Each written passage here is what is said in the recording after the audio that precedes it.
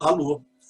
Bem, meus queridos amigos e irmãos do nosso movimento espírita de Recife, Pernambuco e do Brasil, hoje através desses meios que nos aproximam, que diminuem as distâncias, estamos aqui com alegria imensa na companhia do querido presidente da Federação Espírita Francesa, Charles Kemp. Charles Kemp, que muito gentilmente nos concedeu a alegria, o prazer de entrevistá-lo, que vamos fazer na noite desse sábado. E, como sempre, iniciamos as nossas entrevistas, uma prece rápida. Não é?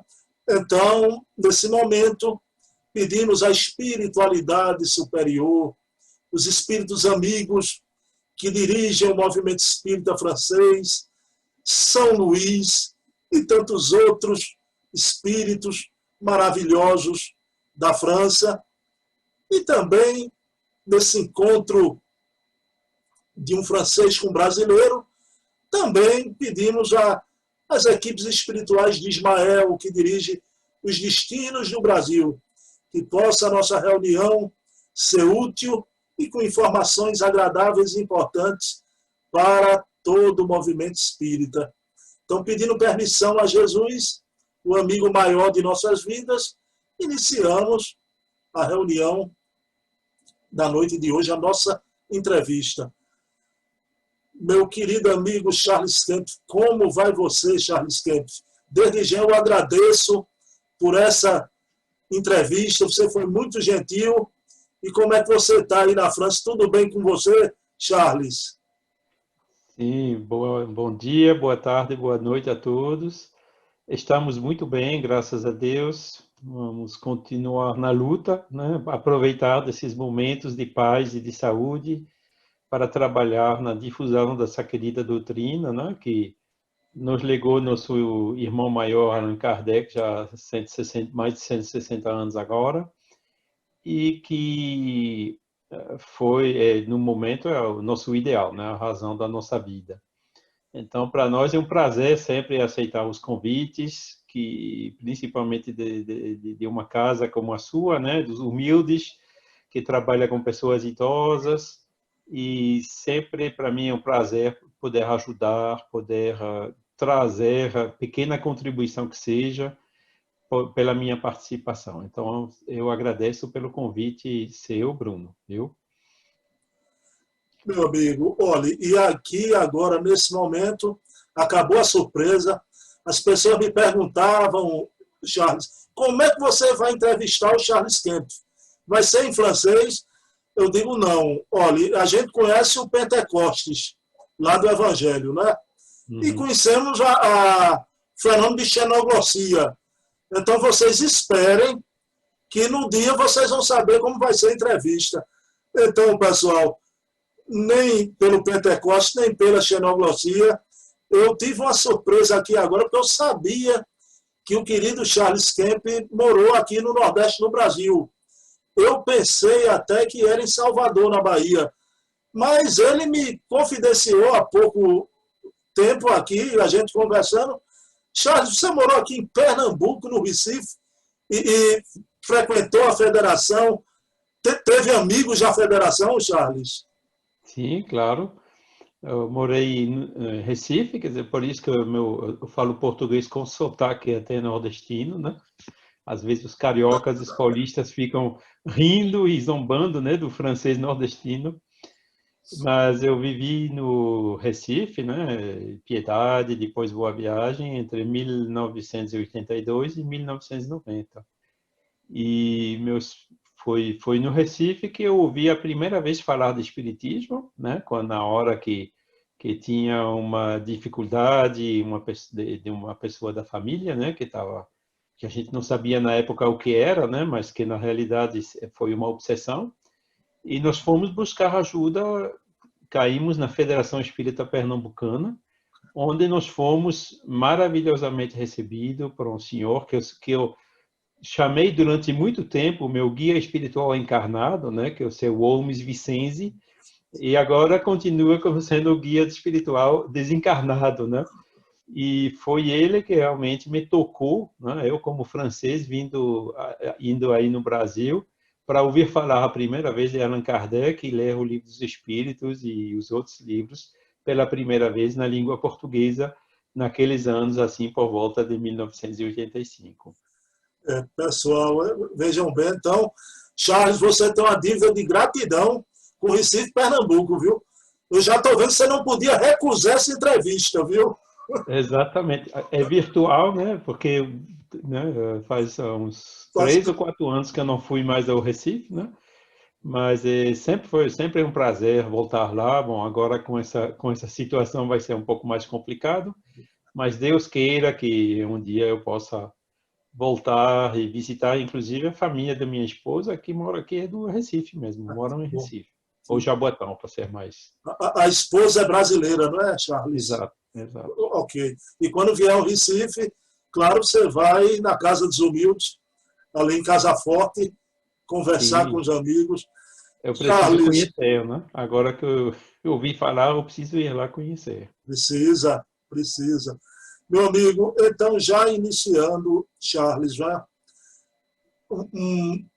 a gente vai começar aqui. Eu costumo dizer que a gente sabe muito, muito pouco do movimento espírita francês.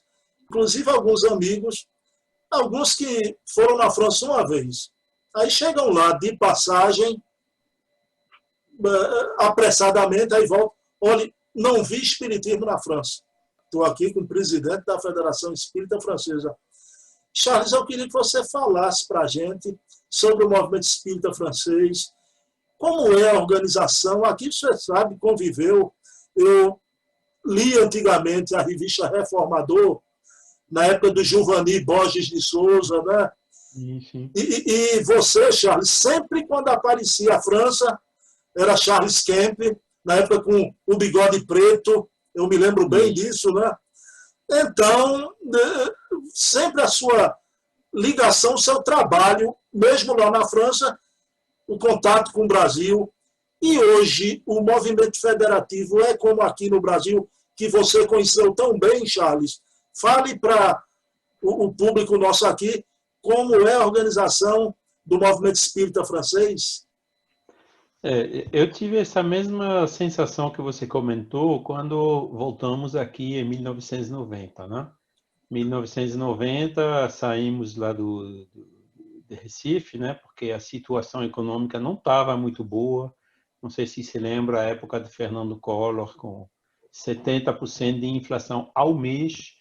Quer dizer, era a vida não era simples, né? O dinheiro bloqueado nas contas e não se encontrava mais pão, não tinha mais leite, não tinha mais comida nas lojas, somente nos paralelos e tudo mais, né? Quer dizer, foi naquela hora que minha esposa se formou na universidade, né? E no dia seguinte da formatura voltamos para a França, onde estamos até hoje. E eu tive essa mesma sensação quando voltamos para cá, que lá a gente ia para a federação, ou ia até para um grupo Chico Xavier lá em Candeias, que existia lá, e a gente E sentava, Rudival Coim. Rudival isso Coim. mesmo, isso mesmo. Levamos a garrafinha de água para fluidificar, tomávamos passe, a gente sentava, ouvia as conferências, conversava com as pessoas, ia para a livraria, comprava livros, etc. Né? Quer dizer, foi aquela época de facilidade de descoberta. E, de repente, em 1990, cheguei na França e, durante 6 meses, um ano, a gente não encontrou grupos espíritas na França.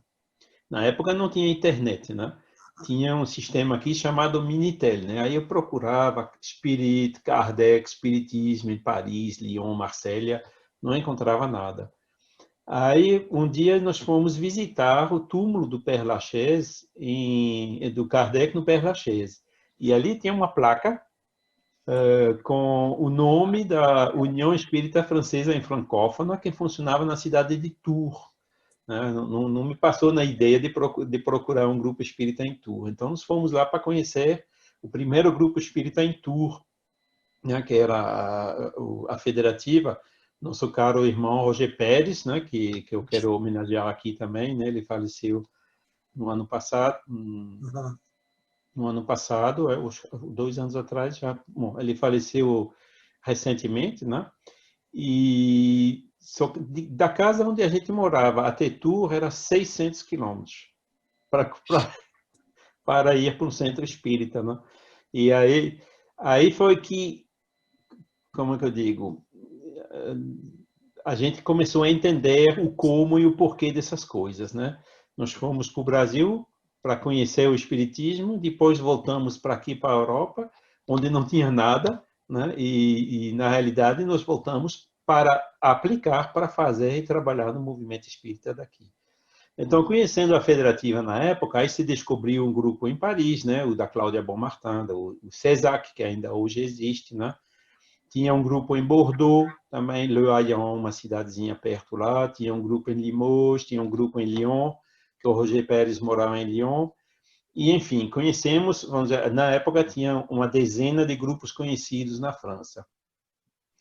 E o que aconteceu um pouco antes foi que, nos anos 1970, quando o Hubert Forestier morreu, assumiu um outro cidadão que se chama André Dumas. Ele já participava do movimento espírita desde os anos 1930, né? Ele fazia parte dos jovens espíritas. Só que quando ele assumiu, ele realmente mudou a orientação, quer dizer, do espiritismo ele passou para a psicologia e, pior até, experiências de evidência, né? Ele chamava isso psicometria, né? Tinha conferências e aí tinha uns médiuns que faziam aquelas coisas de evidência, né? Inclusive, a própria Revue Espírita, ele mudou o nome e chamou Renaître 2000, né? Tirou o nome espiritismo, tirou o nome espírita de todo canto, né? Então, foi o Roger Pérez, junto com alguns outros, que foi Louis Serré, Roland Tavernier, alguns outros fiéis, que reconstruíram o movimento espírita na França a partir dos anos 1990. Então, eu cheguei mais ou menos nessa fase. Tinha uns 10 grupos na época, né? Aí o movimento foi andando, andando, crescendo, crescendo. Hoje eu calcularia que existem cerca de 100 grupos na França, sendo que, vamos dizer assim, 20 e 30% são constituídos e o restante são grupos assim mais informais. A característica do espiritismo na França é que, como é que eu digo, tem muitas pessoas espíritas na França, mas geralmente elas não participam dos grupos ou das instituições, e menos ainda das federativas. Mas estão aqui, livres, fazendo um trabalho bom. Quando você vai para a internet, tem uns blogs, tem nas redes sociais, tem pessoas que trabalham na Wikipédia, nas definições ligadas ao espiritismo. Enfim, tem muitas pessoas que a gente às vezes nem conhece, que fica trabalhando assim, sem nem se declarar anonimamente, né, para ajudar o movimento espírita na França. E quando fomos ver, alguns anos atrás, as estatísticas de vendas do livro na França, o Livro dos Espíritos se vende 3, 4 mil exemplares a cada ano. Tem umas 10 edições diferentes. Então, é verdade que na França você pode ter algumas dificuldades para encontrar esses espíritas que justamente são discretos, que não querem ser assim, fazer propaganda deles mesmos, que também não querem se juntar a grandes grupos, que preferem trabalhar assim na sombra, no cantinho deles para ajudar. Mas você vendo tudo isso, né? O movimento aqui tem essa característica particular. Então tem duas, tem até 3 federativas na França, né? Duas que têm o mesmo nome, inclusive, né? União Espírita Francesa e Francófona. Então isso é um pouco uma confusão, né? E nós trabalhamos na Federação Espírita Francesa e estamos organizando um evento agora que vai ser no mês de 30 de outubro e 1º de novembro, né, naquele fim de semana dos finados, né, que Kardec sempre reunia, tinha reuniões e comemorações lá na Sociedade Parisiense de Estudos Espíritas. E nessa reunião que a gente promove como federação, as portas realmente estão abertas para todo mundo, né? Todo mundo que quer vir, falar, e é mais assim, você vê, o movimento é informal, né? Porque as instituições, na realidade, aqui na França, sempre deram problemas, né? Problemas por causa da imperfeição dos humanos, né? O personalismo que faz que vem um que está querendo impor seu ponto de vista, depois fica se segurando no cargo, enfim, essas coisas humanas que a gente vê demais Em todo e lugar. acabam atrapalhando, né? É por isso que a gente agora está mais partindo para uma coisa assim bem informal, a gente realmente faz o trabalho, fraternidade, coloca o material à disposição de todo mundo, sem distinção, ajuda as pessoas que pedem ajuda, e, enfim, é um movimento mais assim de terreno, de fraternidade, do que o movimento institucional propriamente dito, né? Ô, Charles, você falou em duas pessoas aí que eu ia falar, ia perguntar a você, né? Roger Pérez, e você citou, Charles, a Cláudia Bonmatán, que também nessa época que eu via você trabalhando através da Reformador, Cláudia Bonmatán era uma tradutora dos brasileiros, já quando Raul e Divaldo iam à França, sempre, e eu estou muito feliz, quer dizer que Cláudia Bonmatán, ela tem uma atividade aí na França profícua, ela é uma trabalhadora mesmo há tempo no movimento espírita, não é? Exatamente, né? São décadas de trabalho com ela, né? Eu a conheci quando cheguei, assim, logo em 92, 93, né?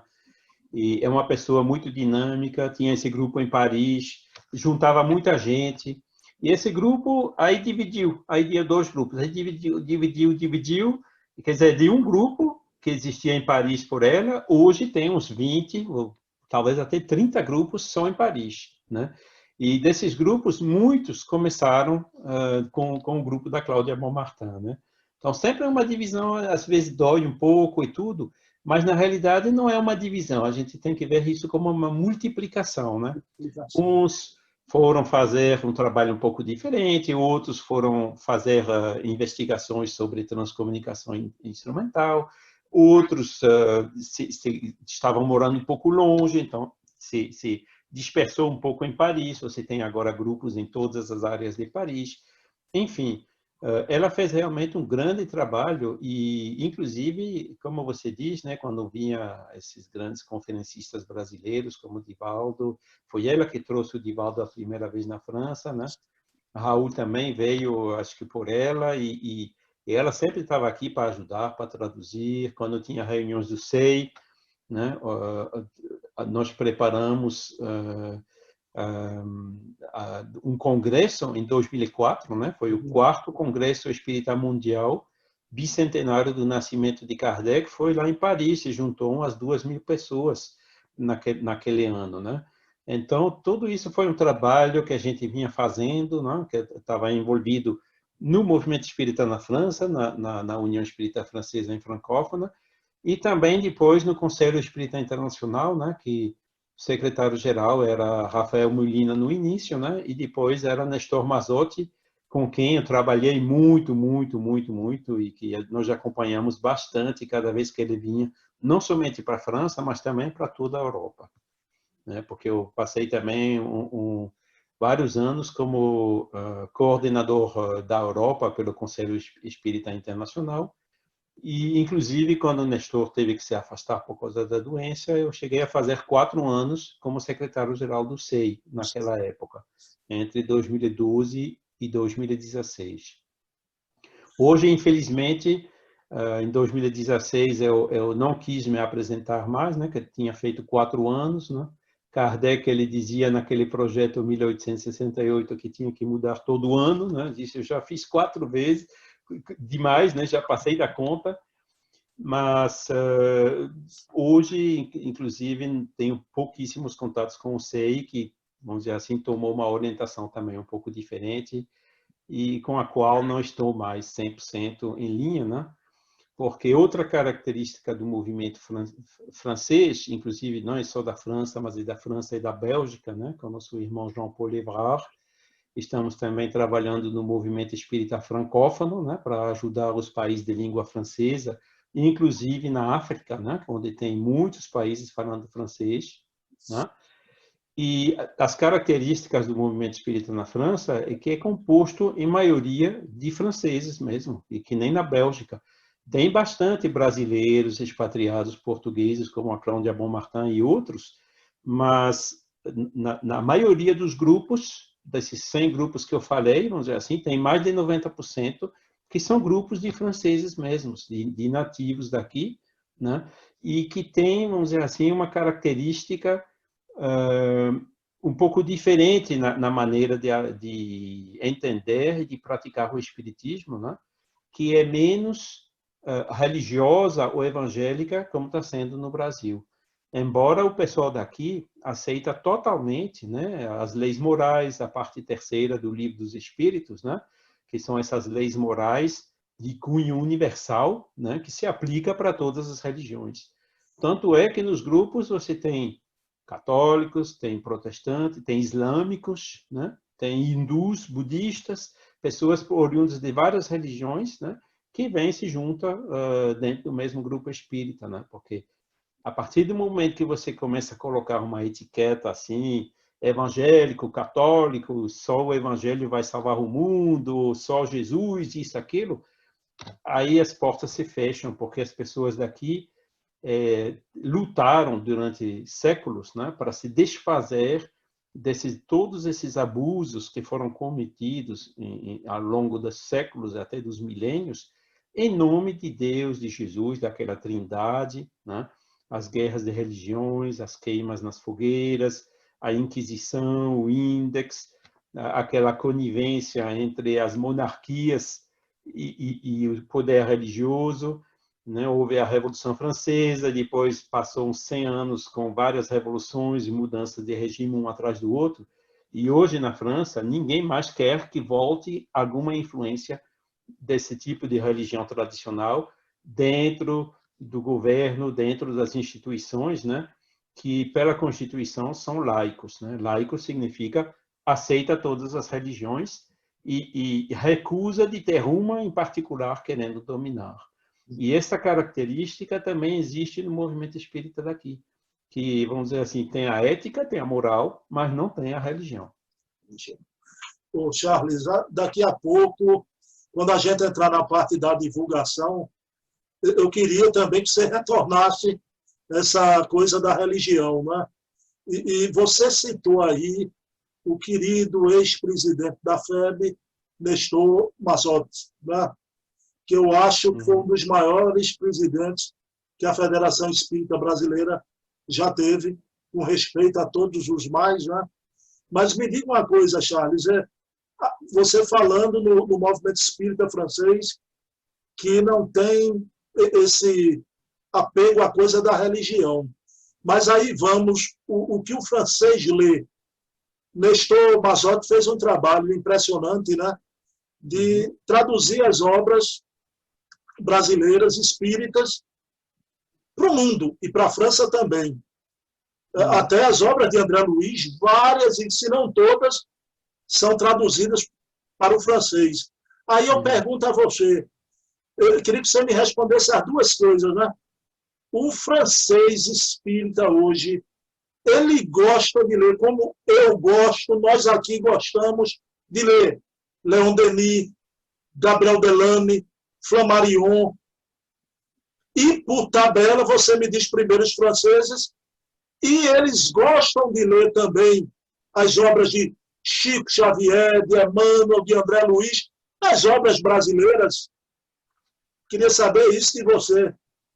Sim, claro. Voltando ao Nestor Mazotti, os primeiros livros que ele ajudou e trabalhou para serem republicados são os livros de Kardec, né? Ele começou pela codificação, né? Começou com o Livro dos Espíritos, né? Me lembro esses livros de capa azul que a gente ainda tem aqui, né? Que foi uma fotocópia desse trabalho que já foi feito resgatando, comparando as edições para ter certeza que é realmente a última edição que Kardec nos legou, né? Esse é um assunto bem atual hoje em Aham. dia, com essa outra questão da Gênese aí. Então, a preocupação do Nestor sempre foi essa, né? Agora, diante daquele, vamos dizer assim, do sucesso, né, das obras de Chico Xavier, também ele trouxe, em 2005, isso foi um trabalho feito em parceria entre a FEB e o Conselho Espírita Internacional, as primeiras traduções dos livros de André Luiz para francês, né, que foram da série André Luiz, né, Nosso Lar, Os Mensageiros, não me lembro dos outros. Hoje a gente tem todos eles já traduzidos em francês, e inclusive os romances de Emmanuel, todos esses livros estão aqui disponíveis, né? É claro que o Nosso Lar, principalmente depois do filme, é um livro que as pessoas daqui gostam muito de ler, é verdade. Bom, hoje em dia, como eu falei um pouquinho dos problemas, nós temos dificuldades para conseguir esses livros, né? Porque eu sei que estava trabalhando com parceria com a FEB acabou com essa parceria, né? A FEB agora está trabalhando ela mesma diretamente para difundir esses livros no Brasil, né? Foi uma coisa que tentamos com o Nestor nos inícios dos anos 2000, a gente viu que não funcionou. Aí foi para uma outra maneira, que era descentralizar essa distribuição dos livros, que acabou funcionando bastante bem. Infelizmente, agora a febre voltou atrás, né? Por isso que eu digo, bom, nós já tentamos, não funciona, se querem tentar, pode fazer à vontade, mas eu não vou passar muito tempo nisso não, né? E, inclusive, a gente tem dificuldade para conseguir esses livros, né? A FEB agora, estamos conseguindo aqui na França ainda, né? Mas é numa editora comercial, né? No Movimento Espírita, quer dizer, na Federação Espírita Francesa, o Movimento Francófono, a gente não conseguiu um acordo com a FEB para conseguir, pelo menos, comercializar esses livros aqui. Até agora, nós não conseguimos fazer isso ainda não, né? Mas, assim mesmo, nós mandamos as pessoas que querem os livros para essa editora comercial, né, com fins lucrativos, que existe aqui, que faz um trabalho muito bom, e, pelo menos, agora está voltando aos pouquinhos até esses livros que ficaram faltando durante algum tempo, né? Então, falando agora do Leon Denis, dos outros autores, o Leon Denis, as pessoas gostam bastante, mas ele realmente não é conhecido como Kardec é conhecido, né? Nós temos um trabalho muito grande a fazer na divulgação desses livros de Leon Denis, e começamos agora a fazer, né? Estávamos fazendo pelo SEI, né? Pelo Conselho Internacional, a quem nós repassamos todos os textos, as últimas edições, etc., para ser publicadas, mas foi naquela época que, infelizmente, não foi feita, né? E essa impressão dos livros, e agora retomamos pelo movimento francófono a impressão dos livros de Leon Denis, né? Vai sair agora O Porquê da Vida, Depois da Morte, e O Problema do Ser e do Destino, né? Como os 3 primeiros, e os outros vão seguir logo em seguida. O que estamos fazendo é divulgar assim mensagens de Leon Denis. As pessoas adoram, né? Quer dizer, eu penso realmente que os franceses vão redescobrir a qualidade desses livros de Leon Denis. E, para ser sincero com você, bom, Nosso Lar é muito bom, aquela história, o filme, né, vamos dizer assim, o pessoal diz que é uma referência para o além-vida, né, além da morte, né? Mas os livros de Leon Denis, eles têm uma linguagem assim mais poética, uma linguagem muito bonita em francês, Lírica. lírica. Ele era aberto, né? Quer dizer, depois de Kardec, falava com todo mundo, falava, por exemplo, espiritualismo, espiritismo, tinha amigos em todo canto, ia fazer conferências nos teosofistas, etc. Quer dizer, ele estava firme nos princípios, né? Nunca abdicou dos princípios básicos de Kardec. Mas ele falava com todo mundo, era aberto e usava uma linguagem também aberta nesse sentido, né? Por exemplo, pega o Depois da Morte, na primeira parte do livro, ele mostra que esses ensinamentos, essas leis morais, né, que estão na parte terceira do Livro dos Espíritos, elas existem em todos os movimentos, que ele não revistou todos, mas Ele revistou vários movimentos religiosos, indo lá nas fontes, e encontrava esses mesmos princípios éticos e morais em todas as religiões. Então, como pode ver, a abordagem dele era bem mais aberta assim, e não especificamente só sobre o Evangelho e Jesus, como a gente vê mais nos livros de André Luiz. E algumas pessoas aqui na França têm dificuldades, né, com os livros de André Luiz e Emmanuel, que eles acham eles um pouco religiosos demais, você está entendendo? Além do mais, que tem problemas de tradução, né, que nós fizemos um trabalho enorme de releitura de tradução, né, que a gente estava fazendo pelo SEI, né, agora a FEP tomou tudo de volta, a gente perdeu totalmente o controle e vamos ver o que isso vai dar. Eu lamento muito, eu sinto muita falta, Charles, da TV SEI, que eu acho que foi uma experiência de televisão espírita maravilhosa, né? A TV SEI. E eu acho que precisava de um organismo internacional com um laço mais próximo das federativas e da FEB, que é uma grande federativa, né? Ô Charles, você sabe... Desculpe. Pois não. Em respeito à TV SEI, bom, eu não estou mais com muita ligação com o SEI, mas eu vi semana passada alguma coisa sendo relançada, né? Parece que o SEI relançou a TV SEI, né? Quer dizer, na época era pioneiro, que não tinha os YouTube, essas coisas. Hoje fazer uma TV é muito fácil, né? Mas, bom, está sendo refeito uma TV SEI. Bom, até agora eu vi material lá dentro, mais em espanhol, português. Vamos ver se realmente isso consegue retomar uma dimensão multilingüe, né? Mas pela facilidade de fazer TVs, existe o Regard Spirit, né? Que é a TV do Movimento Espírita Francófono, onde tem dezenas ou até centenas de vídeos espíritas em francês, de conferências e outros materiais.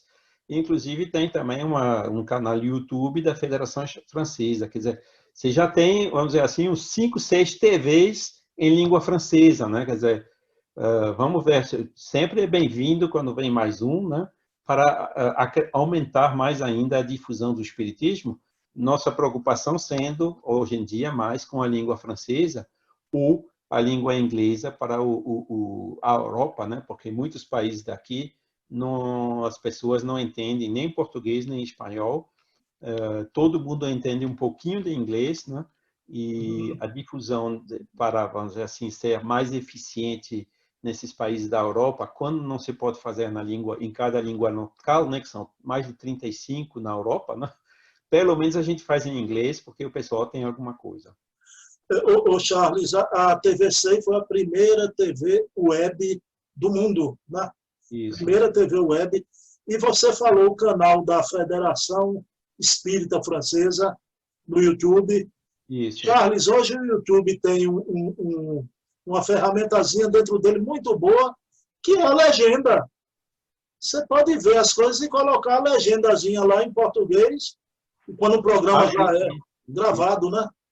Meu amigo... A tecnologia hoje está indo de uma maneira que até para os livros, né? Na época era complicado imprimir livros. Os primeiros tinha que imprimir 3.000, era muito dinheiro e levava anos para vender e tudo. Inclusive, alguns desses livros ainda estão em Brasília, não sei se comido pelas traças, mas livros da época, né? Que tinha que imprimir muitos, né? Enquanto que hoje tem a maior facilidade, a gente pode imprimir 10, 20, 50 livros com preços bastante baixos, né? E por isso que se multiplicam os editores, né, que fazem livros espíritas, e se multiplicam também esses canais de vídeo, né, pelos YouTubes e também as rádios espíritas, né, com os áudios. Quer dizer, hoje eu acho que a riqueza desses vetores de difusão vai ser na sua multiplicidade, né? Eu dificilmente vejo uma grande assim dominar as outras. Acho que isso não vai ser assim. Como eu disse no início, né, a liberdade, né, a lei da liberdade, que é uma característica da doutrina, né, faz que muita gente está tomando iniciativas boas, né, e é mais assim nós temos que trabalhar em conjunto e apoiar todas essas boas vontades que realizam um trabalho bom na difusão do espiritismo. Meu amigo, a gente agora vai para a segunda parte da divulgação, da pesquisa, mas eu queria, para a gente fechar aí, o seguinte, e vamos falar em Kardec, na parte da pesquisa, inclusive aí na França também, Charles, daqui a pouquinho, mas você sabe que a gente aqui no Brasil, a gente valoriza muito a obra de Kardec, claro, indispensável, mas Denis e o Delany também, a gente lê e estuda muito. Agora eu queria fazer uma pergunta, e essa pergunta não é sem nenhum laivo de idolatria, nem dessa coisa religiosista, Charles, né? Mas como é que você, Charles, presidente da Federação Espírita Francesa, vê o papel do Chico Xavier para o Espiritismo?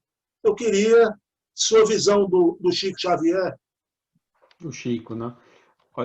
Somente para terminar com Delany e Flammarion, nós temos também, inclusive foi apresentado em 2004, mas esse trabalho começou já nos anos 1990, um trabalho enorme que se chama Enciclopédia Espírita, né? Spiritisme.net, Spiritisme em francês.net.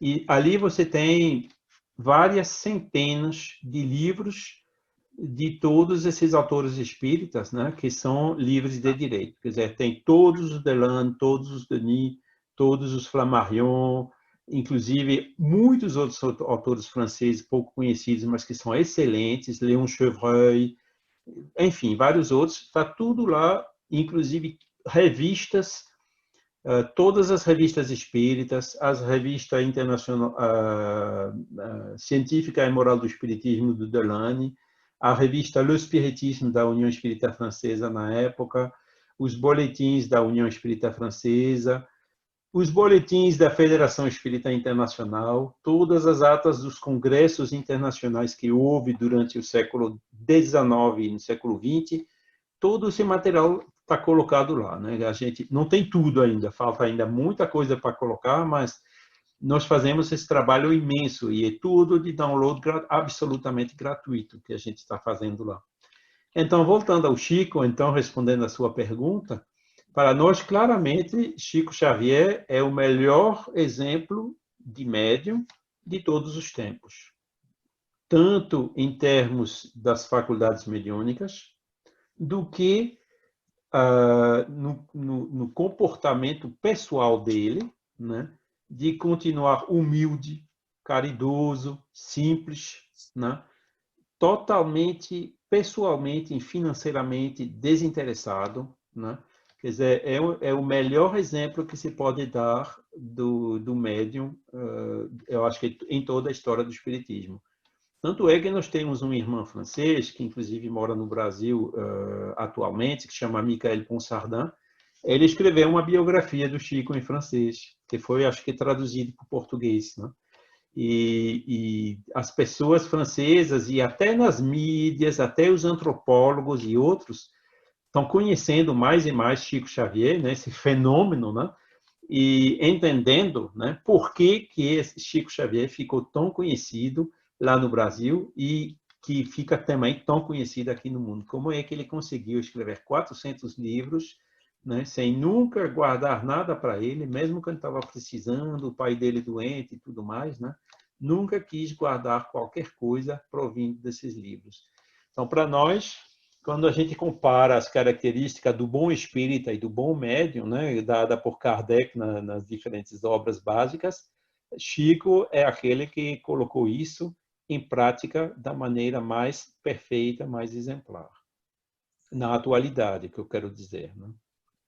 Meu amigo Charles, a gente agora vai entrar na divulgação. Agora, veja que não existe acaso, né? Você não acredita em acaso, nem eu, né? Não vou falar nisso agora, vou deixar na parte final. Você falou em Michael Ponsardin. Estou aqui com o livro dele, Lyon e o Espiritismo. Ah, sim, pronto. Que foi traduzido em português pelo nosso irmão Paulo, né, de Niterói, né, que também fui visitar pela primeira vez, né, faz décadas que ele me convida, né? E no ano passado foi a primeira vez que eu consegui visitar lá o GEPAR em Niterói, né? Perto do Rio de Janeiro. Me diga É uma um irmão coisa, muito querido. foi você que deu esse livro de presente para Simone Privato, a diplomata? Pode. Acho que ela me pediu e eu enviei para ela. Eu acho que sim. Foi. Eu vi essa notícia Em francês, né? Não em estava francês. traduzida ainda. Em francês. O meu amigo Charles, do alto da sua experiência nos dois países, né? Atravessando o oceano, você fez isso. Há uma preocupação aqui, Charles, hoje, no movimento espírita brasileiro. Eu não sei, na sua época, eu acho que não, você não viveu aqui no Brasil a febre que havia há pouco tempo atrás, antes da pandemia, não é? Que são esses eventos pagos, eventos caríssimos. Só que isso, se acontecesse uma vez na vida, né, num congresso mundial, uma coisa assim, mas se tornou uma febre em todas as capitais do Brasil, do Oiapoque ao Chuí, são esses grandes eventos, nos salões alcatifados. Como é que você enxerga essa febre que há aqui dos grandes eventos pagos? Você disse tudo na sua pergunta, né? Inclusive, eu cheguei a comentar isso numa live que eu fiz acho que foi início de julho, ou talvez início de junho, né? Sobre isso.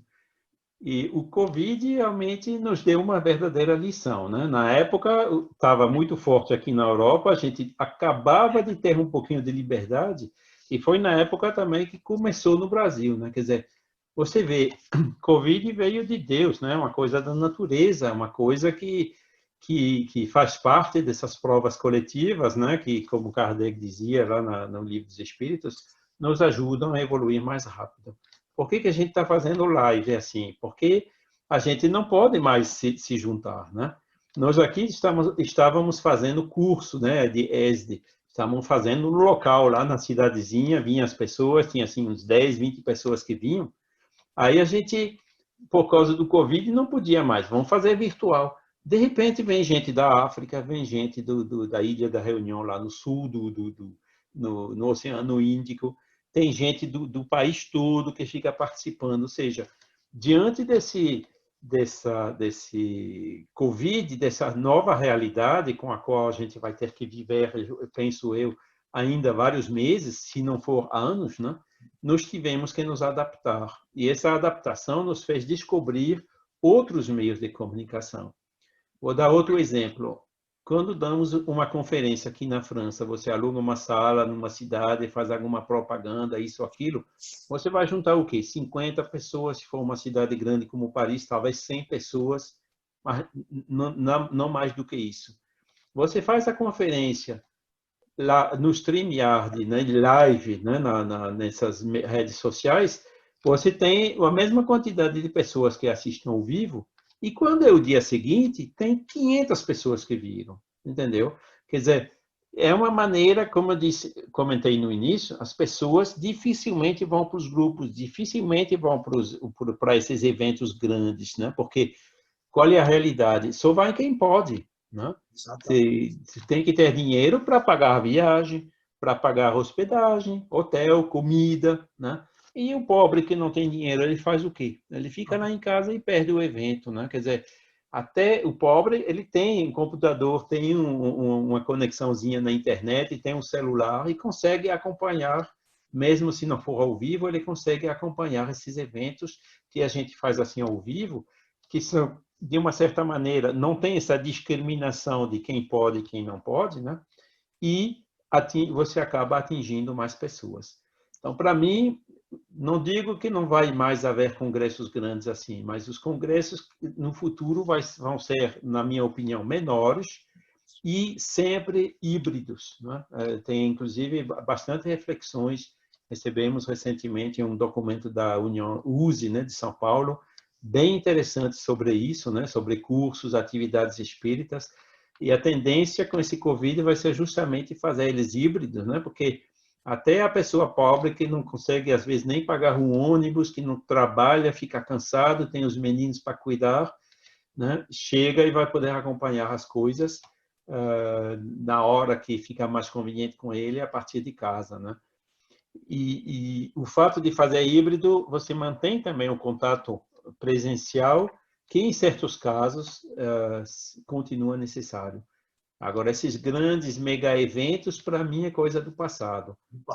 Nós tínhamos um que previsto agora em final de outubro, no norte da França, mas as condições, mesmo agora que acabou o confinamento, que as pessoas podem até ir até ali, né?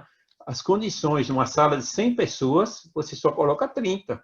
Você não tem direito de colocar mais. Então, se você quer 100 pessoas, tem que alugar uma sala de 300 e o custo aumenta, né? Quer dizer, no final o evento foi cancelado, né? Porque até agora, mesmo aqui na França, é inviável, né? E duvido que daqui a uns 2, 3 anos a gente chegue a ter a vacina ou imunidade coletiva, coisa desse gênero no Covid, né? Que a natureza nos mostra que a imunidade, pelo que parece, dura pouco tempo, né? Quer dizer, esse vírus a gente vai ter que viver com ele, que nem a gripe, né? Que sempre, todo ano volta, né? Mais forte, menos forte. Esse Covid é alguma coisa que a gente vai ter que viver mais tempo. E eu vou dizer também que escrevi no editorial recentemente que a promiscuidade não é necessária para ter um relacionamento social bom e saudoso, né? Então, as coisas vão mudar, né? Estão mudando pela força das coisas, pelo fato que nós, como seres humanos, temos que nos adaptar à natureza, né? A esse mundo no qual a gente vive, né? Charles, eu vou dizer mais, né? Você vê, passagem de avião era coisa baratíssima, né? Esses últimos tempos. agora Quem vai diz que daqui a pouco o barril de petróleo multiplica por 10, isso pode chegar de um dia para o outro, e aí quem é que vai viajar do Brasil para cá assim com tanta facilidade como era antes? Eu acho que tem alguma coisa que acabou, que mudou e que faz que a gente tem que se adaptar, como a gente está fazendo aí de maneira positiva. Inclusive o Divaldo, Mostrando o Caminho, né, que tem um canal lá super bem feito, organizado, de divulgação das palestras do Divaldo, que tem até mais palestras do que tinha antes, né? Então, eu vejo tudo isso de uma maneira positiva, né? Meu amigo, mais democrática. Você falou aí que tem que acabar a promiscuidade, né? A gente está falando aqui na semana, você conhece o Brasil, Charles, a peculiaridade do brasileiro com Covid, as manchetes dos jornais dessa semana aqui no Brasil, as praias cheias de gente. Você já pensou, Charles Kemp? É uma tristeza a falta de consciência. E eu gostei muito de você, com sua tranquilidade, apontar que essa vacina que virá, a imunidade é por pouco tempo, né? Não vai ser assim. A partir de janeiro acabou a pandemia, né?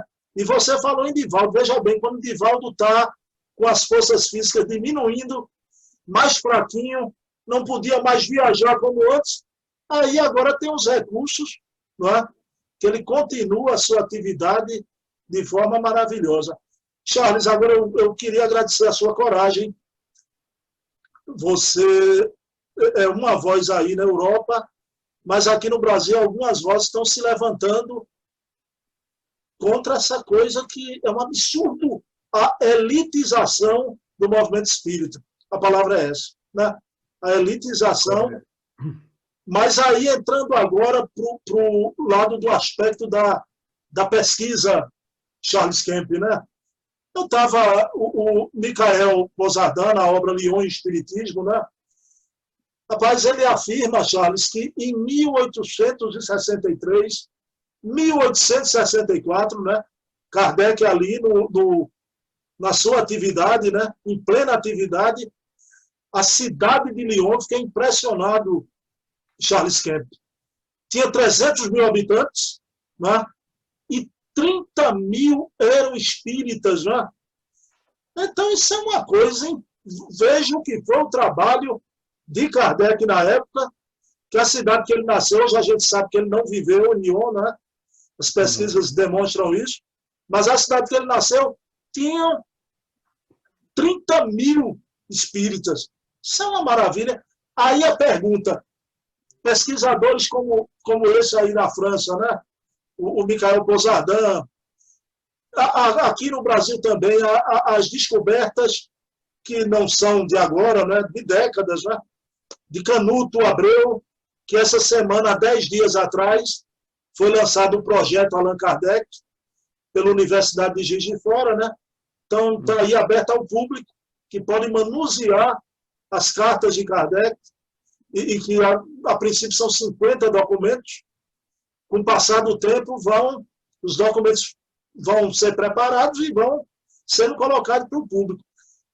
Ô, Charles, e aí na França, como é a sua visão da pesquisa, não só aqui no Brasil, esse esforço de pesquisa, mas aí na França também parece que foi encontrado um lote de documentos também, aí na França, você me corrige ou não, e fale também sobre a descoberta da filhinha de Kardec, a Louise, e outras coisas que você achar dessas pesquisas aí na França, de importância, falar para o público brasileiro aqui. Sim, o que eu queria é realmente outra coisa que mudou muito esses últimos tempos, né? Porque mais e mais tudo que é arquivos está sendo aos pouquinhos digitalizados, né? Tem um exemplo da Google que digitalizou milhares e milhares de livros, a Biblioteca Nacional da França, que também tem um site enorme com muitos livros, revistas, jornais digitalizados, inclusive OCRizados, né? Quer dizer, as imagens lidas que permite você fazer pesquisas por nomes, né? E isso é uma coisa que mudou completamente, acelerou de uma maneira tremenda as possibilidades de pesquisa que podemos fazer, né? E quando você fala aí na França, eu diria até que não é mais uma questão de França, não, né? Os pesquisadores hoje estão no mundo inteiro e tem muitos pesquisadores no Brasil. Eu queria dizer, por exemplo, o Carlos Setes Bastos, né? Que já há mais de um ano, né? Abriu aquele Facebook CSI, Imagens e Registro do Espiritismo. Estou já em contato com ele. Antes dele já tinha pessoal que Jorge Damas, Martins, que eu inclusive cheguei a me comunicar ontem ou hoje, né? Que fazia também muitas pesquisas. E essa pesquisa está se acelerando e se tornou, assim, vamos dizer assim, uma atividade colaborativa, né? De buscar nos arquivos os elementos necessários, né? Para realmente tentar tem o Adair Ribeiro também, não é, sim, Charles? para entender quem são essas pessoas. Então, além disso, né, dessa facilidade oferta pela digitalização dos arquivos pelo mundo inteiro, apareceram documentos originais de Kardec, né? E esses documentos começaram a aparecer, vamos dizer assim, por volta de 2010. Nestor, ele já tinha me falado há muito tempo desse acervo do Canuto Abreu, que a FEB discutia com o Neto, etc., para tentar colocar a público, etc., e nunca conseguiram, né? Porque os tempos não estavam chegados, né? Como diz bem na codificação. Então, apareceram aos 10 anos uns documentos na França, uns 200, assim, mais ou menos, de cartas, documentos, diplomas, etc., de Kardec, né? Que tivemos acesso a esses documentos, acesso melhor, inclusive, recentemente, né, para fazer imagens de qualidade. Logo no início, estávamos também lá com um irmão que foi enviado pela Universidade de Juiz de Fora, né, que se interessou também pelo projeto, que estou em contato lá também com as pessoas, né, que fizeram agora esse portal Allan Kardec. E quando, uns 2 anos atrás, também estava em contato com o Paulo Henrique de Figueiredo e alguns outros, né? Que, afinal, esse arquivo do Canuto Abreu saiu dos cofres, né? Está saindo dos cofres, está sendo digitalizado e colocado também agora à luz, né? E tem também, em 2018, também apareceu mais um lote assim, de uns 2.000 documentos aqui na França, né? A pessoa que herdou dessa livraria Le Marie. E esses documentos fazem parte agora desse acervo, que também foi para o Brasil, né? Com Adair Ribeiro, como se falou, que ele fez um portal Allan Kardec Online também, colocando esses documentos. Eu tive a sorte também de ter acesso a esses documentos antes que fossem vendidos, né? Estava lá na casa do Chigo, que me deixou, passei 2 dias escaneando uns 3.000 documentos, e, quer dizer, é um material enorme, né? E mais um elemento que aconteceu é que, bom, eu consegui mandar para cá, para lá, mandei também para alguns pesquisadores no Brasil, mandei para o CEDOR, mandei para a Federação André Luiz, que eu visitei no ano passado, em abril, quando passei em São Paulo, né, para conhecer, ver pessoalmente o trabalho que estão fazendo. Conheci o Paulo, o Adair, as pessoas que fazem esse trabalho.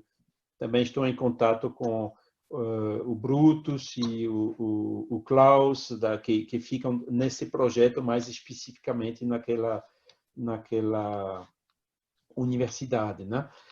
Então, de repente, chegaram assim arquivos, que são milhares de documentos, né? Que inclusive tem que ir buscar, porque nem tudo... Tem um monte de coisa sobre Kardec em um monte de lugares, mas tem que ir buscar, né? Que foi o trabalho que fez mais o Carlos Sete e eu mesmo desde algum tempo, e chegaram também milhares de documentos originais. Então, é um trabalho imenso de digitalização, de transcrição, né, que são manuscritos, de tradução, além da conservação dos originais, né, higienização, proteção, né, colocando em plásticos neutros para que o documento... Tem um trabalho imenso que começou a ser feito, e aos pouquinhos isso vai permitir montar um quebra-cabeça, né? Que cada vez aparece uma peça, outra peça, tem uma carta, de repente a gente acha outra carta que confirma a primeira, etc., um documento que vai permitir reescrever a história real do Espiritismo, como foram os fatos, quem era Rivai, né? Tem uns pesquisadores, inclusive aqui na França, católicos, né? Que fazem pesquisas dizendo que ele foi muito rico, que foi uma pessoa desonesta. Eles fazem tudo para sujar, entendeu? E que, na realidade, não é. Quando a gente vê os documentos, né? Hoje a gente está chegando à conclusão, vendo como que Kardec lutou durante a vida dele, né? Não teve filho natural, mas teve essa filha adotiva, que morreu jovem. Tem 3 irmãos, né? A mãe dele tinha 4 filhos, só sobreviveu ele. Todos os 3 outros morreram jovens, né? O pai que desapareceu, né? Que tem um julgamento de um juiz dizendo que ele, de notoriedade, que ele desapareceu por volta de 1807, a gente encontrou. A gente sabe onde é que ele viveu, né?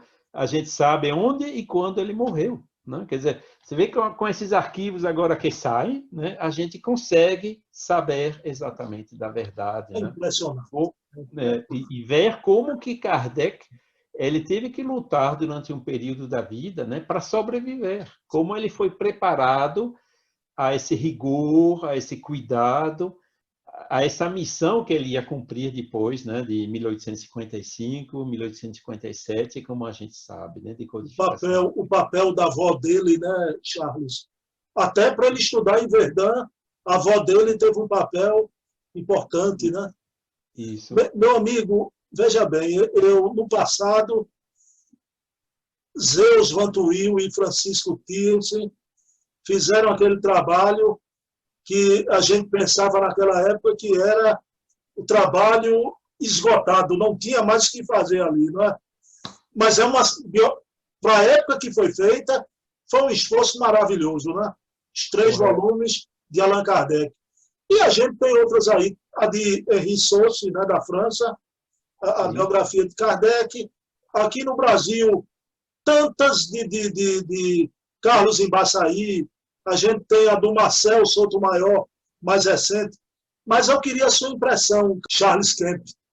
Você acha que vai ser reescrita, haverá necessidade de se reescrever uma biografia de Kardec, né, Charles? Ah, sim. Eu já fiquei bolando isso um pouco na cabeça, né? Eu vejo duas biografias na realidade. Uma Rivai, que nem a do Zé Vantuil e do Chico Tizem, né? Que também são dois A primeira volumes parte. interessantes, né? Um sobre Rivai, que vai ser umas 1000 páginas, no mínimo, e o outro sobre Kardec, que vai ser umas outras 1000 páginas. E eu acho que no futuro vai ter uma terceira, que não vai mais ser uma biografia, mas que vai contar a história do movimento espírita desde Kardec e também depois de Kardec. E já existem alguns livros que foram publicados sobre isso, do Adriano Calzone, que é também um irmão muito É, querido, né? Madame muito Kardec, bom, muito bom. em nome de Kardec, que a gente está agora vendo com ele se a gente pode traduzir e publicar esses livros na França, que são extremamente importantes para aqui. Tem também esse trabalho excelente que foi feito pela Simone Privato, né, com aqueles elementos mostrando como que o movimento depois de Kardec desviou já na época e qual foi o papel, justamente como a gente falou no início, de pessoas seguras como Léon Denis, Gabriel Delany, Alexandre Delany, Berthe Foucault, até Camille Flammarion, principalmente no fim da vida, né, que foram lá muito fortes para segurar o movimento espírita, para não deixar ele completamente desviado, como ia sendo desviado pelo Lemarie e por alguns outros, né? Você falou em Berthe Sempre Foucault. Berthe Foucault tem uma obra muito importante, isso. Becope de Lumière. É muito importante aquela obra, né, Sim, sim. Charles? Naquele contexto, quer dizer, você vê para a gente essa questão porque ela, naquela obra, ela responde à tentativa, né, de divulgação da obra de Jean-Baptiste Roustin aqui na França, nos anos 1880, né? Mas Berthe Foucault, Delany, o casal Rosen-Dufault, eles realmente colocaram argumentos tão fortes que naquela hora matou aquela questão e na França, de 1885 para cá, nunca mais se falou, ninguém conhece até quem é Jean-Baptiste Roustin. No Brasil, pelo que eu descobri agora mais recentemente no livro do Paulo, né, de autonomia, eu vi que Roustin realmente né, só, acho que no ano passado, coisa que vale, né, que a FEB retirou Retirou. Roustin do estatuto dela, né, quer dizer, é uma coisa que continuou durante muitos anos, com todo respeito pela FEB, mas claramente, né, essa obra do Roustin, pela característica muito religiosa e a abordagem heterônoma, né, com essa questão de reencarnação como punição, ou de materialização permanente de Jesus durante a vida dele, isso é coisa que aqui na França foi destruído com Não argumentos existe. fortes logo no início, dizendo isso não cabe, não é assim que funciona, a lei da liberdade, a autonomia, e esses são os princípios, né, essa laicidade, né, são esses princípios fortes da cultura europeia, e quer dizer, ele não tinha assim nenhuma chance de sobreviver como sobreviveu no Brasil, né? E graças a Deus tivemos pessoas como Delany, né, esses apóstolos, né, e Denis que seguraram, né, essa fidelidade a Kardec durante esses anos, porque sem isso ia se tornar psíquica, metapsíquica, depois parapsicologia, aquelas coisas que na realidade ficam passando tempo, tentando redemonstrar que o fenômeno existe, né? E Kardec ele tinha se convencido, né? Só vendo as mesas girando, observando de maneira criteriosa poucos fenômenos, né? Mas que depois permitiu a ele ir adiante, né? E tirar todas as conclusões, tanto do ponto de vista filosófico que do ponto de vista ético e moral, que deu essa dimensão do espiritismo, né? Inclusive o apoio que Denis e Delany deram a dona Amélie Boudet, né? Sim, Aquela coitada, saída né? dela lá da Sociedade Anônima, não é?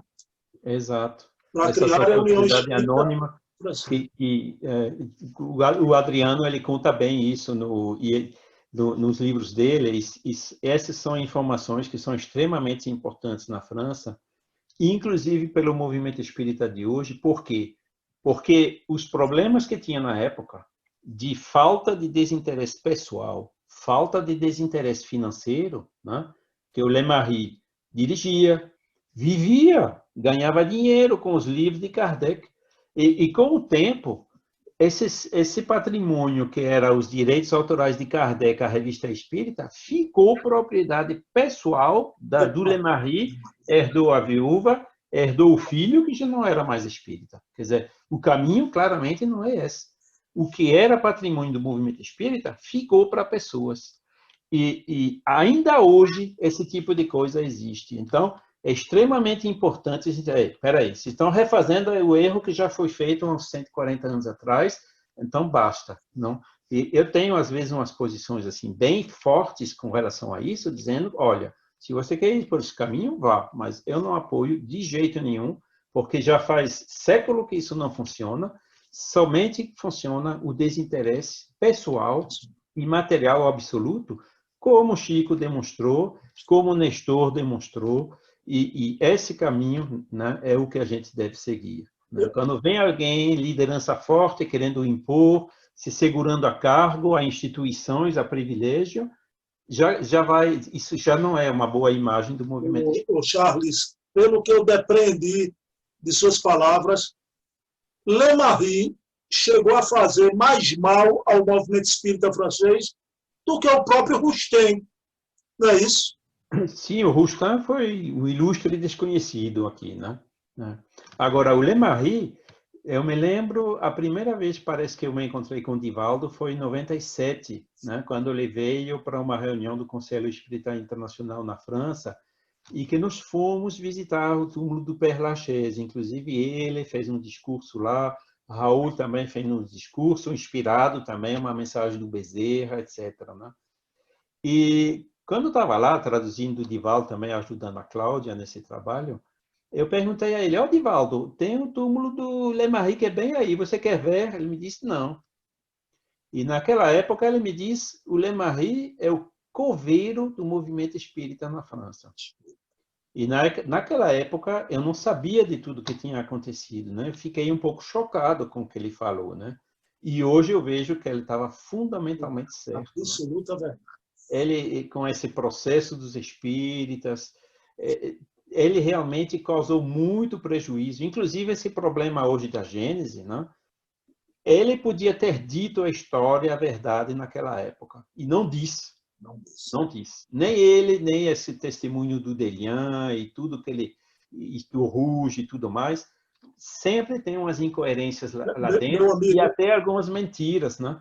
E que isso que faz que hoje a gente, infelizmente, está com dúvida. Será que essa...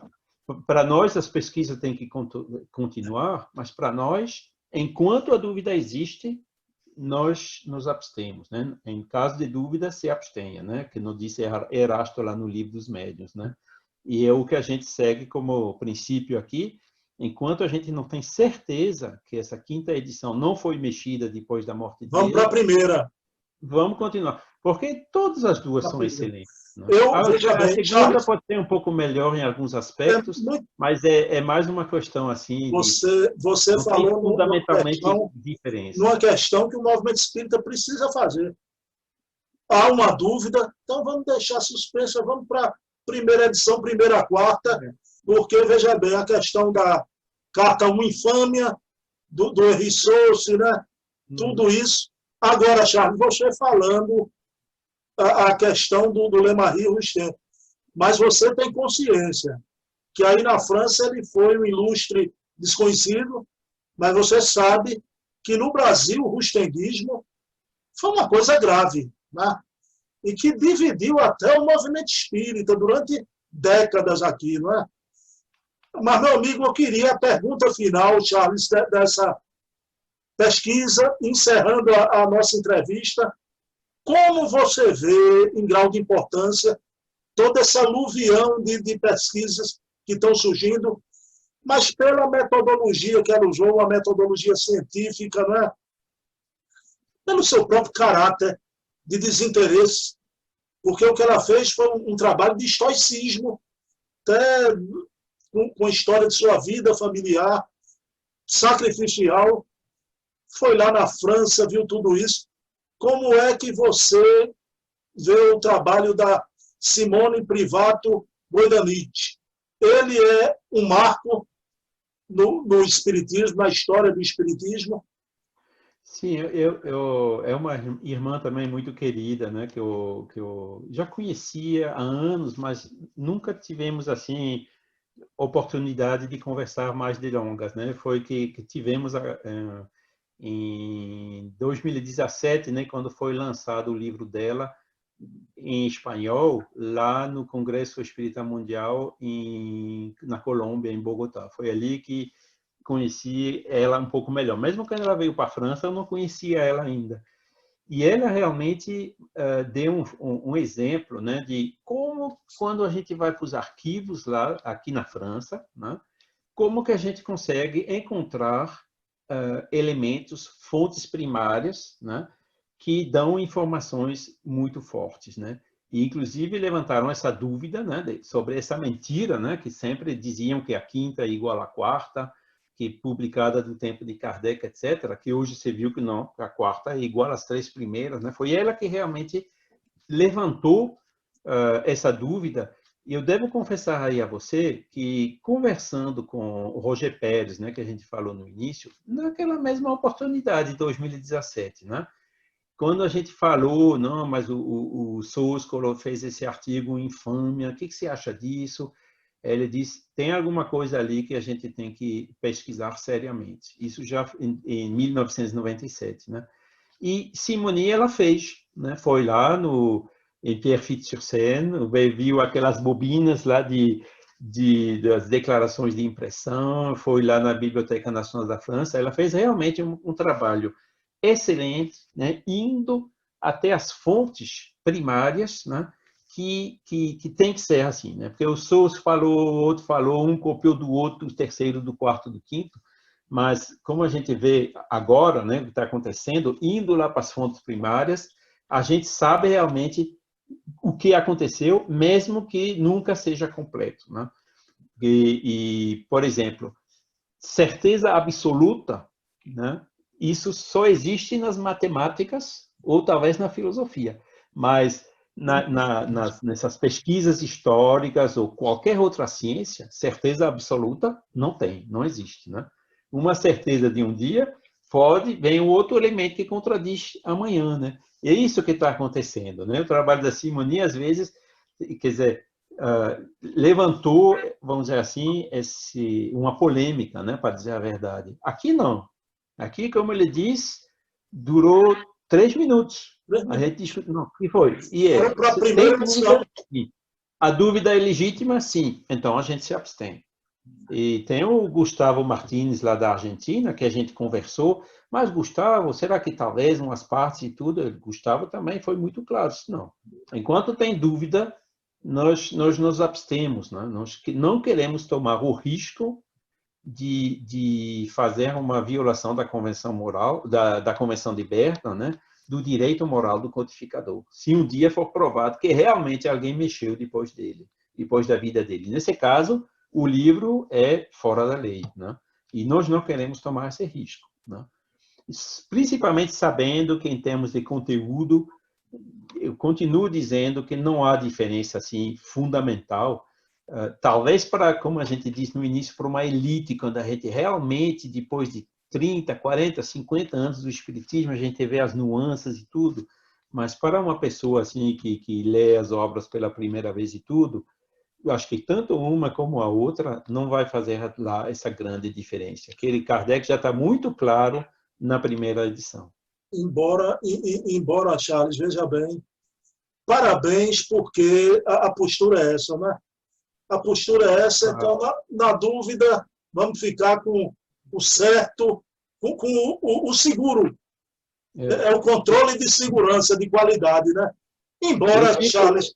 Fico apoiando e aplaudindo as pesquisas. Por exemplo, o Carlos, quando achou essa quinta edição de 69, foi realmente uma descoberta, um elemento fundamental, né? E agora, colaborando inclusive com o Carlos, estamos procurando justamente saber melhor quando, que mês é que essa edição saiu, né? E isso é uma coisa que ainda precisa averiguar. E a gente vai conseguir, com certeza. Há outros trabalhos, eu me prendo muito agora, como você disse, né? há um pesquisador, Marco Milani, que ele Sim, faz conheço todo um também, trabalho comparativo, né? do conteúdo. E isso Muito bom. causa, por isso que eu, feito você, eu prefiro ficar com a primeira até nova ordem, porque aí, como você falou, para os grandes estudiosos, e tem anos, quando vai as nuances, parece que algumas nuances, a obra ficou piorada. E Kardec piorou. Aí, isso é uma conversa para várias entrevistas, né, Charles? Mas somente para falar rapidamente, eu acho que em muitos, por exemplo, o capítulo 1, quando você vê as mudanças que ele fez, que foram feitas, muitas delas são excelentes, né? Quer dizer, a gente sabe agora, inclusive com esses documentos que estão aparecendo, que Kardec já vinha trabalhando desde 1868 a revisão da Gênese. E, inclusive, a nova revisão estava sendo composta com as caracteres móveis, os quadros, com as letrinhas, já estava sendo feito uma impressão de uma folha para fazer a releitura, as últimas correções, e que isso já foi feito durante a vida de Kardec, né, naquela revisão. Então, minha convicção pessoal é que muitas das modificações foram preparadas por Kardec. E eu diria, muitas são boas, extremamente oportunas, etc. Mas tem outras. ninguém pode provar que alguém não mexeu atrás, A que própria Simone Privato, deletou o fim do capítulo. a E própria outra coisa também, Simone Privato, no seminário que ela deu aqui em São Paulo, isso está em vídeo, né, em slide, ela mostra trechos também dessa coisa da piora, né? Por isso que até gente que defende a tese de que algo ali foi revisão de Kardec e algo foi introjetado por alguém. Agora, Charles Kempfer, a verdade é filha do tempo. Né? A verdade é filha do tempo. Eu gosto muito da sua postura, como você disse. E Paulo Henrique citou aqui. Rapaz, o pessoal na França, em 5 minutos, viu? Olha, tem alguma dúvida e tudo? Vamos ficar com a primeira e aguardando a nova ordem mundial, o novo normal, o que seja, né? E isso aí, que isso não vire, viu, Charles, né? Um fator de divisão entre os espíritas. claro. Como se discutia se o corpo era fluídico ou de carne, agora é os que acham que é adulteração, os que acham que não é adulteração. Né? Por isso que eu sempre digo, não é bom tomar uma posição prematura. Kardec também escrevia isso. Por quê? Porque se você tomar essa posição prematura, os fatos depois podem mostrar que você estava errado. Né? Então, aí tem que ter a humildade de reconhecer que você errou e de mudar de opinião. Por isso que eu continuo extremamente aberto, apoiando todas as pesquisas, sem boicotar uma ou outra. Vamos lá buscar todos os elementos até o fim e a gente vai saber. Mas esse princípio de precaução, de se abster em caso de dúvida, é um princípio de sabedoria. Tem coisas com as quais a gente não brinca. Né? Inclusive, na firma que eu trabalhei, tinha uns princípios absolutos, né? O meio ambiente, a segurança das pessoas, né? A saúde das pessoas e a integridade. Né? Esses quatro princípios não são negociáveis. Quer dizer, é estritamente proibido tomar qualquer risco numa dessas áreas. E se você tomar um risco, você tá demitido da firma. Né? Quer dizer, no meu ambiente profissional, eu aprendi isso. Então, aplico isso também nesse princípio de precaução na dúvida, que não quero tomar risco de cometer uma violação do direito moral de Kardec. Na dúvida, a gente se abstém. Não, e vamos, Charles. Não é tomar partido. Né? Não pode ser, pode não ser. Mas enquanto a dúvida existir... Eu não sei se você sabe, aqui no Brasil, há uma polarização política de dois espectros, né? A esquerda e a direita do colorido político. Você acredita, Charles, que isso afeta até o movimento espírita? Você percebe isso? As posições por causa do colorido político pessoal. Aí, para você ver, o Kardec viveu naquela época, Kardec desencarna em 69. Em 70 já foi um ano terrível, né? Teve a invasão prussiana, a Comuna de Paris.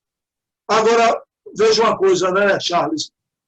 Toda a revista espírita, você não vê Kardec se embrenhando na política horizontal. Né? Kardec não contaminou de forma alguma a sua obra com a política do momento histórico que ele viveu. Não foi isso? Exato. Ele até escreveu na Viagem Espírita de 1862, quando ele fez aqueles discursos por espíritas de Lyon, né? Deixam de fora tudo que trate de política. Porque se vocês entram nisso, não vai sair nada bom. Né?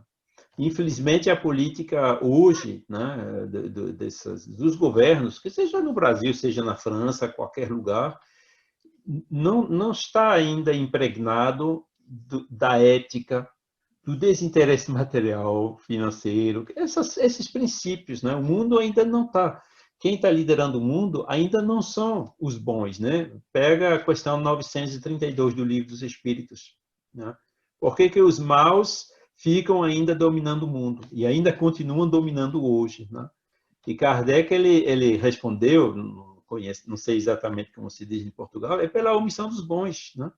Os maus são intrigantes, são ousados, etc. E os bons são acanhados, né? Em nome de caridade, não vamos denunciar, não vamos fazer isso, não vamos fazer nada. Né? Mas o futuro, né? O mundo de regeneração, tudo isso vai ter que mudar e acabar. Né? O dirigente de empresa, o dirigente de grupo, de instituição, dirigente de um país, vai ter que ser aquele que alia a inteligência e a bondade. Essas são as características do espírito evoluído. Né? Hoje, infelizmente, a gente tem muitas pessoas inteligentes, mas que não são tão boas e que usam a inteligência em proveito pessoal, né? Ou até, às vezes, usam a inteligência para fazer o mal. Né? E enquanto tiver esse tipo de gente na direção de política, ou de instituições, ou de empresas, não estaremos ainda no mundo de regeneração. E essas pessoas de bem, né, que aliam a inteligência e também a bondade, né, elas vão seguir essa linha, fazer isso com desinteresse pessoal, com desinteresse material, vão fazer isso de acordo com livre-arbítrios, com vontade, sem nenhum constrangimento, de uma maneira 100% autônoma. Isso são as características do mundo de amanhã que a gente tem que chegar.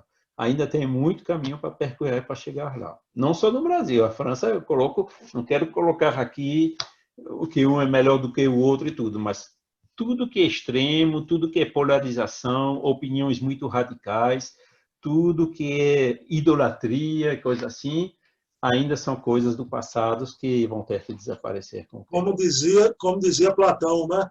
Sonhe um dia as nações serem governadas por sábios. Isso virá com a hierarquia intelecto-moral no futuro, né, Charles? Então, encerrando, meu amigo, eu faço votos que até as grandes instituições espíritas sejam dirigidas por homens de bem, homens simples, como meu amigo Charles Kemp. Né? E eu queria lhe dizer uma coisa, Charles. Eu, conversando com um amigo meu, o pesquisador Luiz Jorge Lira Neto, ele inclusive fez uma obra de pesquisa, Os Livros dos Espíritos, muito boa, todas as edições dos Livros dos Espíritos. Eu disse a ele, não, você sabe, aí veja bem, você facilitou. A gente aqui na Veneza brasileira, você sabe que Recife é a Veneza brasileira. Você sabe que a gente é emotivo, né? A gente é muito... E as pontes construídas pelos holandeses, né? Nassau e tudo isso. Né? Terra Maurícia, né?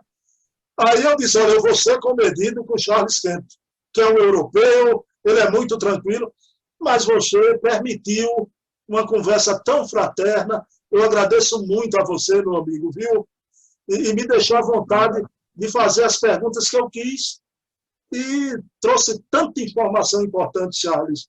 Eu lhe agradeço muito, mas antes da gente encerrar, eu queria que você desse as palavras finais para os seus amigos de Recife, Pernambuco, onde você viveu, que eu soube hoje, descobri hoje, e para os amigos do movimento espírita do Brasil, né? Qual a sua mensagem de idealismo, de esperança para esse futuro espírita que nos aguarda, meu amigo Charles Kemp? Ah, Bruno, eu que devo agradecer pela oportunidade, realmente, de ajudar, de expressar, de trazer essas informações para todos os ouvintes aí dessa emissão, né, quando estará no ar, e que seja lá do Recife ou dos outros, né, das outras cidades. Recife, que eu tenho mais particularmente no meu coração, porque foi ali que eu ouvi a primeira vez falar de Kardec. Então, o Brasil realmente tem um papel importante em termos vamos dizer assim, redifusão do espiritismo pelo mundo, claramente, né? Chama Pátria do Evangelho, Coração do Mundo, Pátria do Evangelho, né? Mas o que eu queria também trazer aqui é que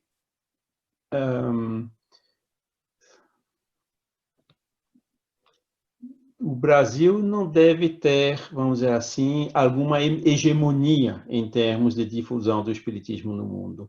O SEI, Conselho Espírita Internacional, ele foi idealizado como uma instituição neutra e multicultural, certo?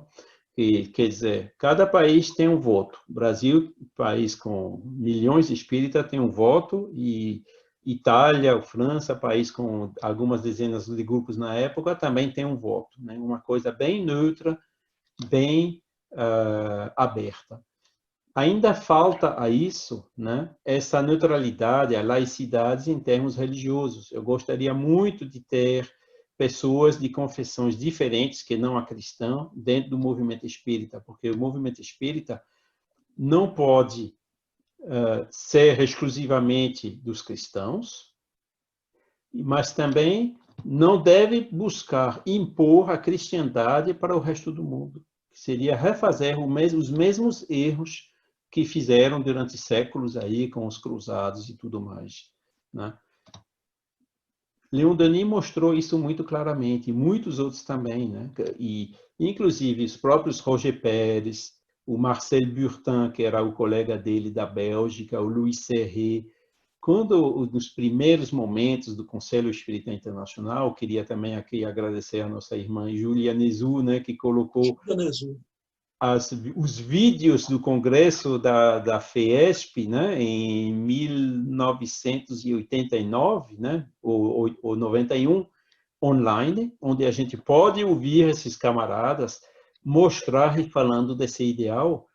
A sensação que eu tenho hoje é que isso se perdeu um pouquinho, né? Que há essa tentativa do Brasil voltar a ter uma hegemonia na difusão do espiritismo pelo mundo.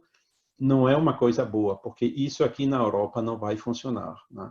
As pessoas aqui, se você volta com qualquer coisa que lembra influência religiosa, heteronomia, as pessoas daqui fecham a porta imediatamente. Ou seja, o copy-paste do que funciona no Brasil para tentar fazer ele funcionar na Europa não funciona.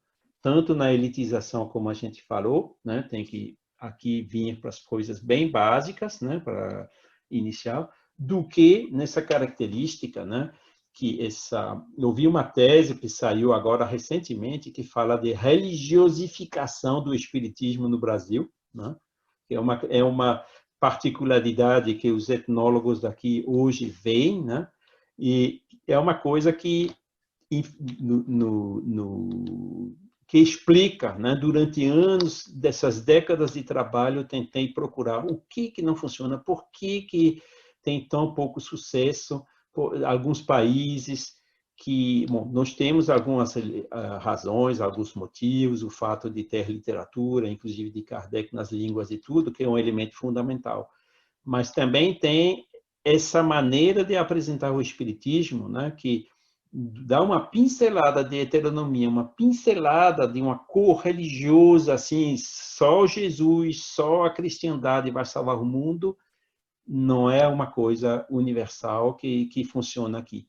Nós temos que ter essa visão que o mundo, que essas religiões, o budismo, o hinduísmo, islamismo, os espíritos que vieram nesses países para implantar essas religiões, se adaptando à cultura local e à época, tudo isso fazia parte de uma mesma equipe, né?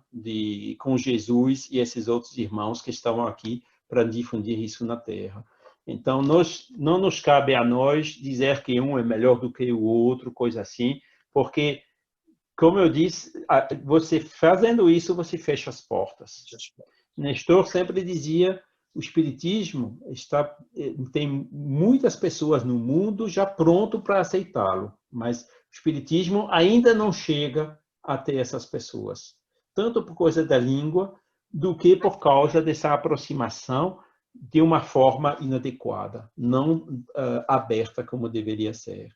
Então, essa grande mensagem que eu queria passar é aqui, né, que sim, o papel do Brasil é importante, que Chico Xavier é o melhor exemplo que já foi feito e tudo, mas que, como o próprio Chico escreveu naquele livro Entre Irmãos e Outras Terras, tem que ser muito humilde, tem que respeitar a cultura, tem que saber da língua, tem que respeitar as leis, né? E isso a gente vê muitas vezes que não se aprende assim do dia para o outro. Por exemplo, fazendo trabalho com crianças ou o trabalho assim de atendimento às pessoas, né?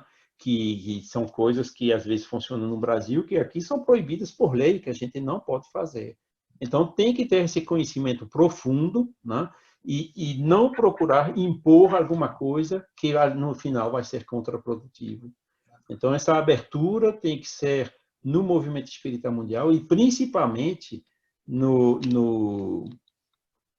nos dirigentes, né? Porque a doutrina, ela não corre risco algum. Ela está aí, temos os livros, já está publicado, quarta, quinta, sei lá que edição, está tudo aí à disposição do mundo inteiro, certo? Principalmente os livros originais em francês que a gente resgatou, né?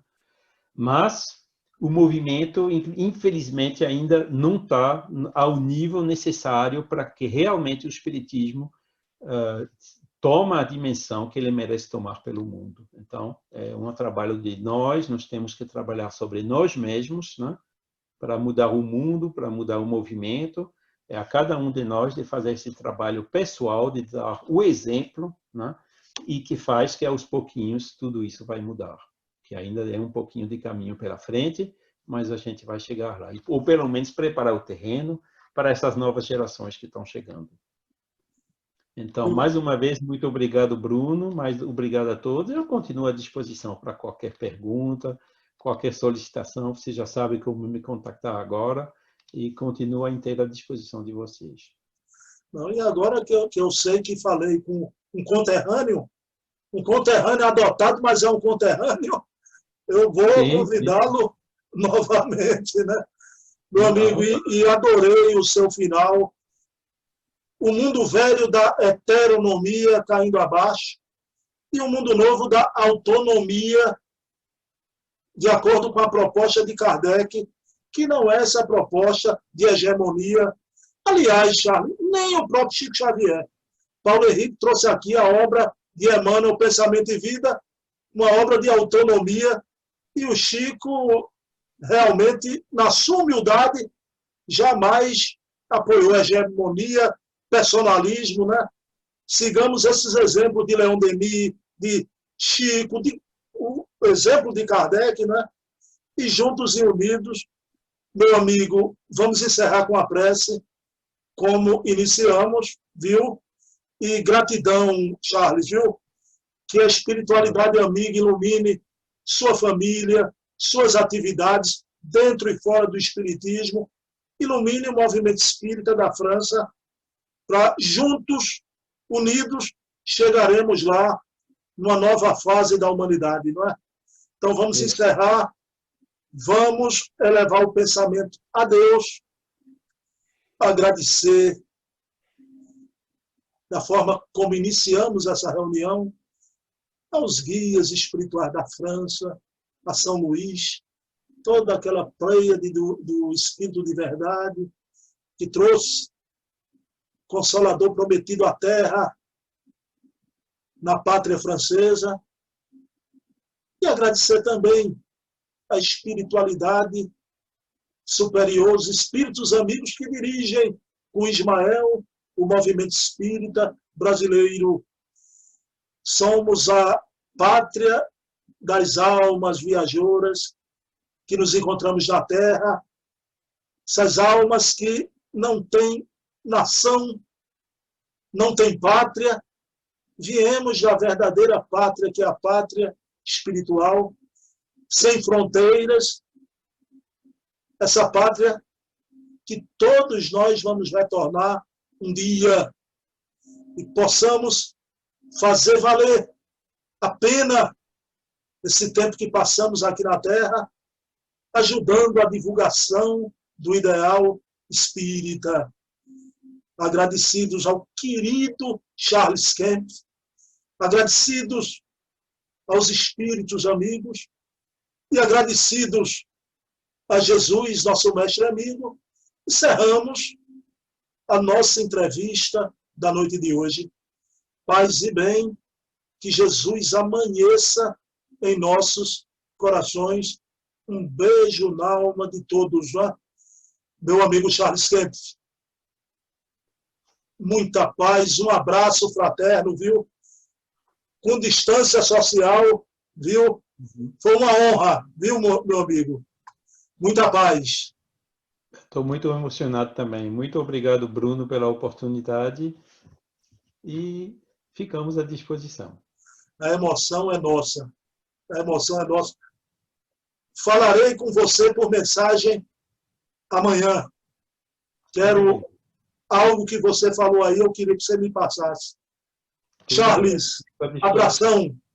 Tenha nesse pernambucano, nesse recifense aqui, um amigo seu, viu? Com sotaque daí mesmo, né? Um abraço, amigão. Muita paz. Outro. Muita paz.